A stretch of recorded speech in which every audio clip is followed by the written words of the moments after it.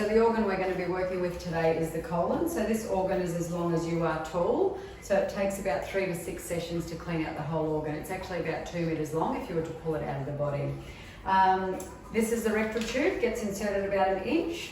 So it sits just inside the anal opening, just past the sphincter muscle, and the sphincter grabs onto it for the duration of the treatment.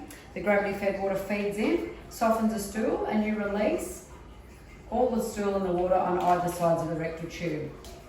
Goes down into the well, and then through to the viewing tube, and then it goes out into the sewage system. Basically on session 1, all that happens is we clean out what's called the S-bend, which is your sigmoid colon. So effectively for the 35 minutes on the treatment lounge, a little bit of water comes in, softens, you release. A little bit more water softens and you release. So session 1, generally the S-bend, people just feel like they dump a lot of waste and they can't believe how much waste comes out.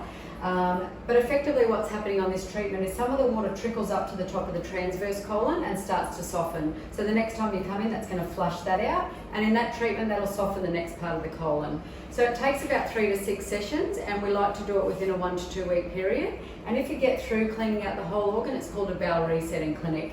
So generally speaking, the magic of colonics happens up here in your transverse colon. So if you think about toxicity in the body, basically toxins are acidic, so the body's always trying to protect itself. So it's basically going to coat that toxicity in mucus. So what happens in a colonic is the water comes in, washes that mucus away firstly, so you might see that there's times where it's just clear water, but there'll be some floating mucus in the bottom of that water.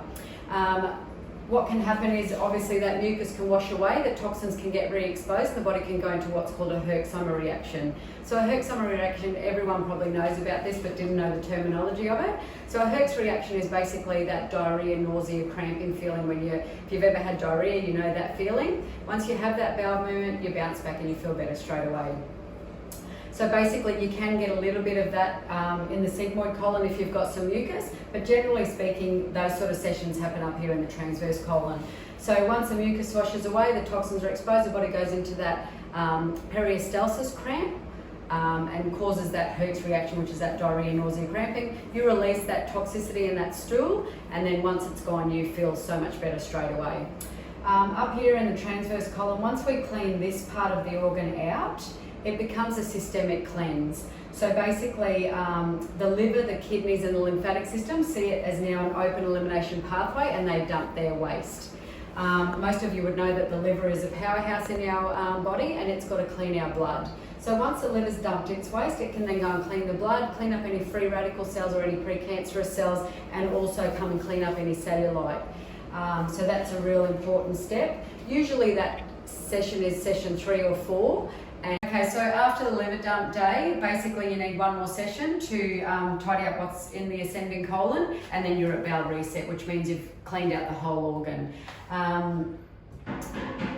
Basically, systemically, after the liver dump day, everything changes. So mind clarity gets on point, brain fog lifts, people have more energy, they sleep better, they feel like they've lost weight, they're feeling lighter, they're feeling like a lot better, they make different lifestyle choices. So yeah, everything changes at that point. We see it in clinic all of the time.